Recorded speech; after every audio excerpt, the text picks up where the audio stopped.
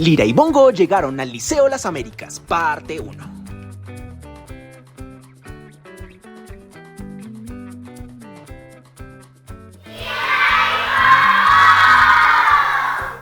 Vamos a conocer a sus representantes.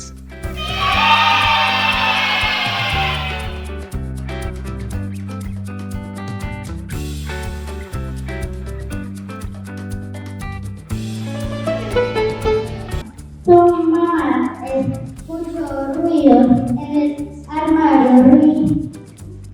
En ella vio que Limbo, su hijo, estaba durmiendo en el armario. Limbo estaba soñando en su habitación y escuchó ruido en el armario. Fue a ver qué ruido era y descubrió que era un mundo mágico.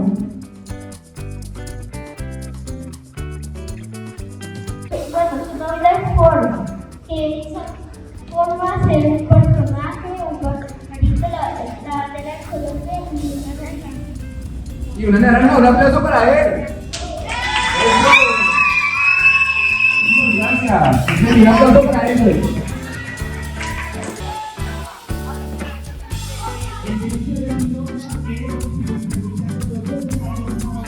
Listo, chicos.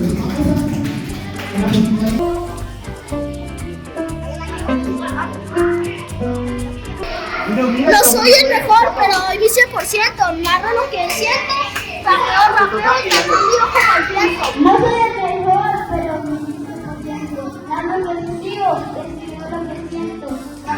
Rapeo, narrando como el viento. Un día, de todo lo que